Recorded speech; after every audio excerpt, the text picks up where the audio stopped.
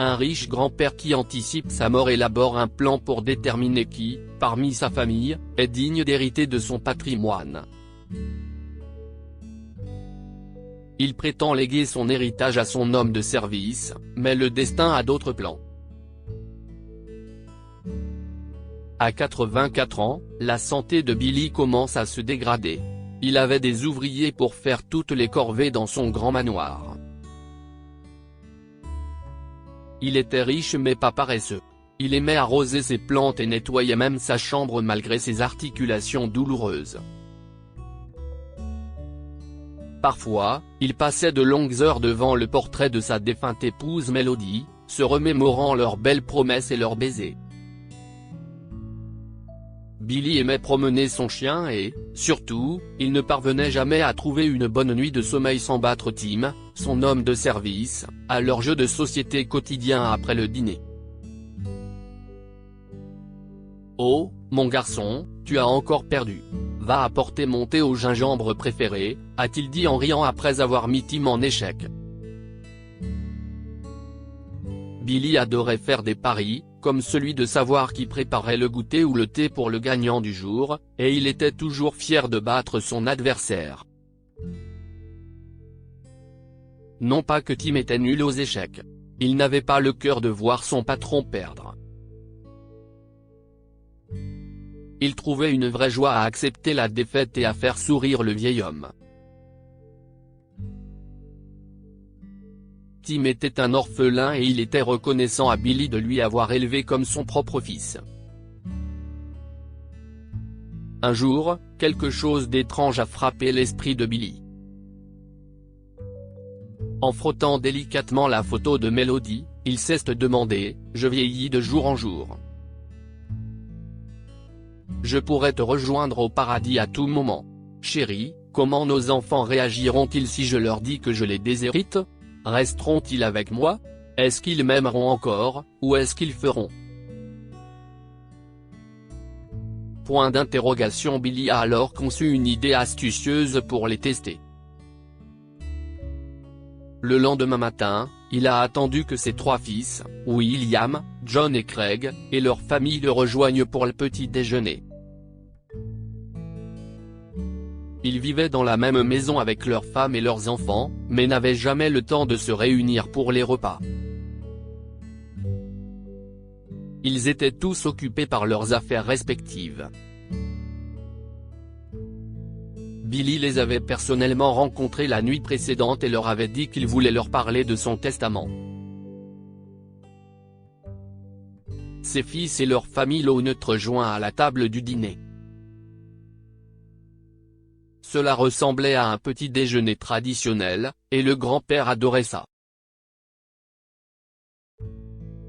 Atchoum, Billy a toussé, ajustant sa voix. « Les garçons, vous savez que je me fais vieux. » William, John et Craig ont arrêté de manger et ont regardé leur père avec inquiétude. J'avais donc l'intention de parler à mon avocat au sujet de la succession, a poursuivi Billy. J'ai décidé de tout laisser à Tim, notre concierge. Les fils étaient choqués et se sont regardés fixement.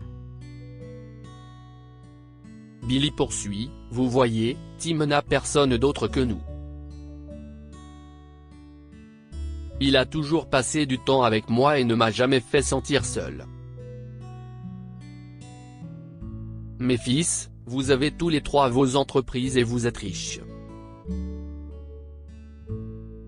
Je pense que vous n'aurez plus besoin d'aide financière de ma part. Je vais donc léguer mes biens à Tim. Qu'en pensez-vous ? Après un silence angoissant, William a accepté, disant « Papa, nous respectons ta décision. Nous t'aimons, pas ton argent. Nous sommes d'accord avec ce que tu veux faire de ton patrimoine. » John et Craig ont fait de même, et Billy s'est senti assuré que ses fils étaient sincères. Mais au fond de son cœur, quelque chose le démangeait. Pourquoi ne pas leur donner un peu plus de temps ? Personne ne sera prêt à renoncer à un tel domaine, et encore moins mes fils.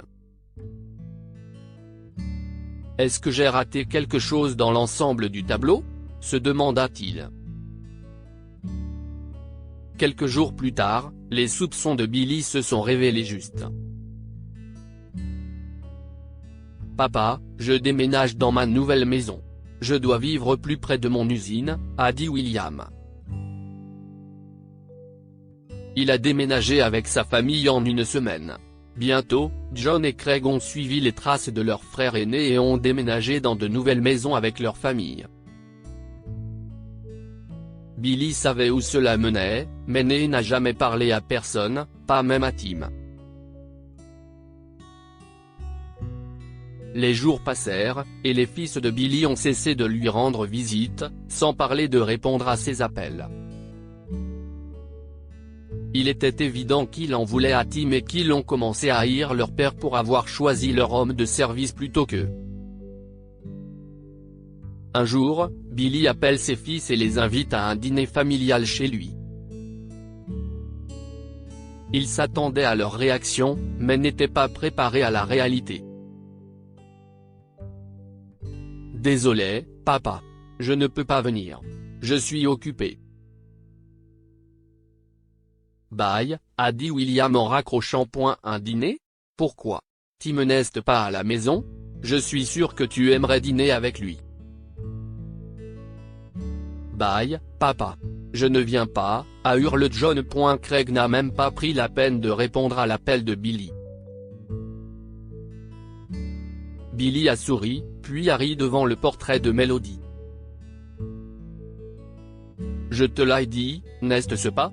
Nos fils sont des hommes adultes maintenant. Ils n'aiment que l'odeur de l'argent. Ils ne respectent ni nos normes en souhait. Mais je ne vais pas être injuste envers eux. Je vais encore essayer une autre fois. » Billy a rappelé ses fils et leur a dit qu'il voulait parler du testament. « Venez s'il vous plaît si vous voulez découvrir ce dont vous hériterez après ma mort. » Puis il a laissé un message vocal à Craig, car il ne répondait pas à son appel. Les trois frères se sont rendus au manoir de leur père le lendemain, la cupidité dans les yeux pour savoir qui a eu quoi. Billy s'est assis sur le siège avant et ses fils l'ont rejoint pour le repas. Ils ont ri et se sont vantés de l'amour et du manque de leur père. Après le petit déjeuner, ils sont restés assis, nerveux, lorsque Billy a commencé à parler de sa fortune. « J'ai l'immense plaisir de vous dire les garçons que je ne faisais que vous tester. Je n'avais vraiment pas l'intention de laisser un centime à notre homme de service, » a annoncé Billy. William, John et Craig se regardent, perplexes. Billy poursuit alors, « Cependant, après ce que j'ai vu, je sais maintenant qui doit recevoir quoi. J'ai rencontré l'avocat hier et j'ai déjà rédigé mon testament. Alors que vous recevrez chacun $1, Tim, mon homme de service, aura tout, y compris mon solde bancaire. » Il s'est avéré que Billy était contrarié par le comportement de ses enfants. Bien qu'il a initialement fait semblant de faire de Tim son héritier, il a fini par tout lui léguer après avoir découvert le vrai visage de ses fils. William, John et Craig ont quitté la maison de leur père en jurant et en fronçant les sourcils. Ils ne sont jamais revenus et n'ont pas pu contester le testament. Il leur avait intentionnellement laissé $1 chacun et avait ajouté une clause de non-contestation dans son testament, remuant ainsi le couteau dans la plaie. Quant à Tim, il n'avait aucune idée qu'il était l'unique héritier de la fortune de son patron.